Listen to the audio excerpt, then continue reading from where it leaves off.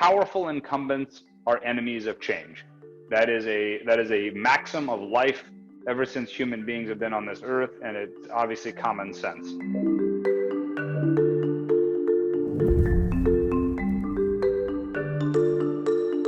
The high cost of legal fees and the lack of standards across the legal system in the United States is not merely inefficient and costly, it's unjust.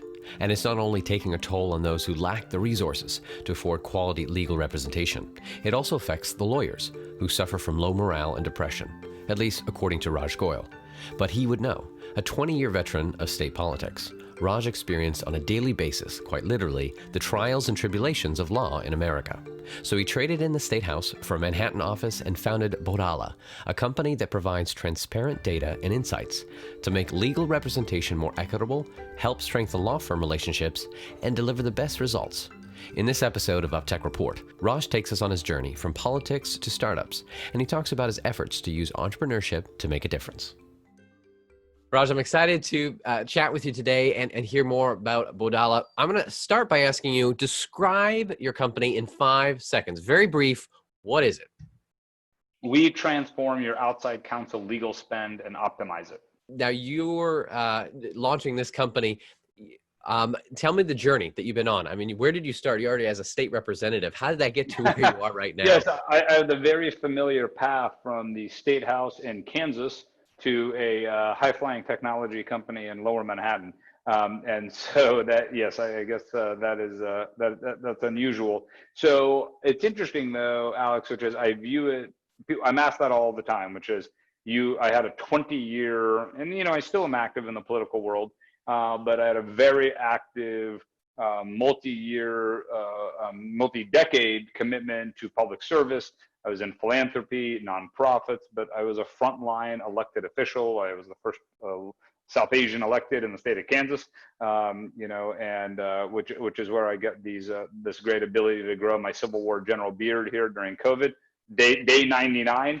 My wife will probably allow it to get to day 100. But in any case, the problems of what animate me in politics and society generally are when there is essentially a failure and a system needs to be improved. So we have in our public life today, obviously, great debates about race, about equity, about healthcare, about how we redistribute taxes, about when we go to war, all of these things. Those obviously drive the big discussions in political life today. In the legal market, there are very, very serious consequences that happen because the legal market is not only inefficient, it's backwards, and our legal system badly serves our nation and its people and our needs. So if you were coming from outer space and you looked at the legal system and you were doing a McKinsey report, no one would design it anywhere near the way it is built right now. And moreover, there's very little conversation about it. So I grew up in a medical household. My mother and father are physicians, and it's what took them from poverty in India to affluence in America was medicine.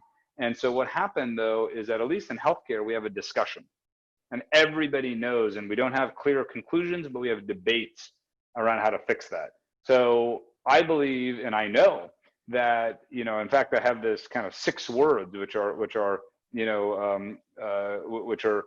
for poor, middle, and rich. It's basically, sucks, scared, and obnoxious. And what do I mean by that? The poor in our country have no legal coverage. And the Band-Aids of legal aid and pro bono from elite law firms doesn't come close to the need out there. And all this country was founded by lawyers. We allow this to happen. The middle class, they're afraid of lawyers. That means a divorce, a slip and fall, some litigation, bankruptcy. And then the rich get, $1,500 an hour overpriced legal counsel. Bodhala obviously sits in this space where we are helping corporate enterprises optimize that to bring really what we think are market forces and business principles into an industry that has none of them. And the ultimate consequence is actually a better functioning legal system makes the economy more efficient and makes the country better off. So you coming from the political side, you're already seeing how inefficient it is when it's having to work with lawyers. And I like your suck scared and then obnoxious analogy as you go up the layers. Um, you focusing now on enterprise, on companies that need to streamline it, make it better. Obviously, law firms don't like it because they're happy with being making a lot of money. Do I have a correct statement there? Is that how you're? Well, in the big, sure. Nobody, powerful incumbents are enemies of change. That is a maxim of life ever since human beings have been on this earth, and it's obviously common sense. You know, the person who is the manager at a restaurant and is making good money probably doesn't want to let that job go. So sure. At the same time, there are a few factors that really go against that sort of intuitive feel. One is lawyers are deeply unhappy. It is the most unhappy, disconsolate, white-collar profession in the country by a country mile. And the billing pressures inside the business model and economic model of law firms is not only that business model is under mortal threat. Yes, because of the Bodhalas of the world, but for macro forces beyond one company. And in fact, the Wall Street Journal in August of 2019 did a very big article based on our data that talks about that. So it's not a happy place to be. And the business model is under deep threat. So change is inevitable. And the third point is that within law firms, there is a huge lack of equity. And I mean that there is a deep disharmonization between talent and compensation. And that leads to lots of friction inside these firms. And one thing that is important to given the national moment we're in, the legal industry has the most disgusting record on diversity of any white collar profession, again, by far. And by one anecdote is that there was a very prominent Vance Commission in 1990 that was set up. And it was really powered by the first African-American partner at one of the most prestigious law firms in the world, Simpson Thacher Bartlett. And at the time, there was less than 2% of partners who were African American. So 30 years later, we have thousands of award dinners, mentorship, pipeline, events, marketing. The amount of African American partners inside big law firms is at the same rate.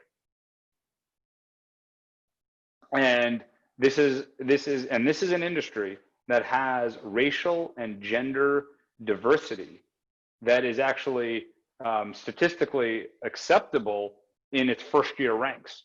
Law schools are majority women now, but yet like a classic funnel, as you go through the law firm career at the partnership ranks, it's white men. So let's dig into a little bit more of the technology itself. Tell me about the platform. How is it different and what does it do? Sure. So until today, until Bodhala, if you were an general counsel, a chief legal officer, a head of legal operations, even a chief procurement officer that advises the legal function inside an enterprise, you cannot, with any confidence, answer two simple questions, which is, am I paying a market rate for the service that I'm procuring? And secondly, what are the actual dynamics in the market that are shaping the future of that practice area? The companies are price takers. They literally relinquish all the leverage of the buy side that the buy side should have. And so the buy side usually has 5 attributes: the power of data, power of innovation, price discovery, competition, and accountability of the sell side. The legal industry is set up for the benefit of the sell side vendors, which any economist knows is backwards. So our platform takes your legal spend data.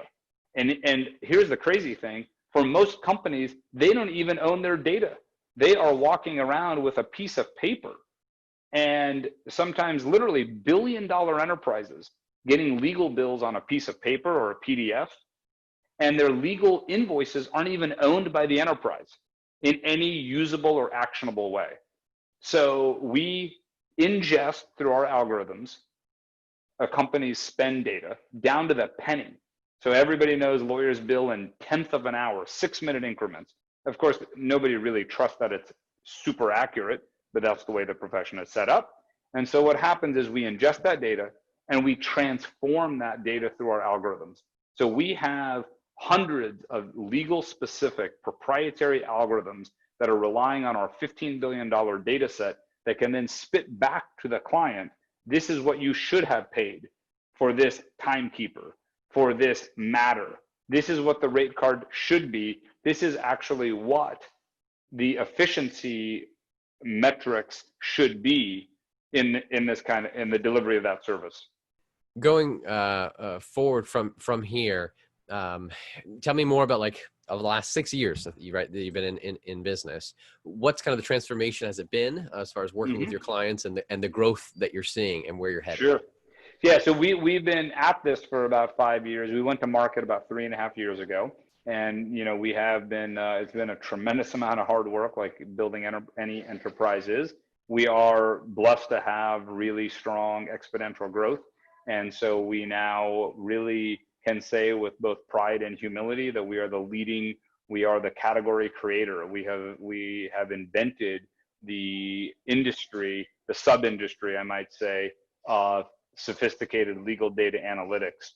And so we continue to grow. We did raise a substantial round of capital during COVID.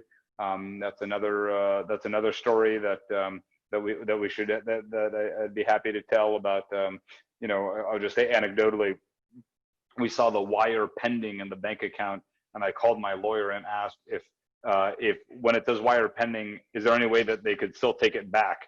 We were that nervous, and the panic of those early days and weeks of COVID were so extreme.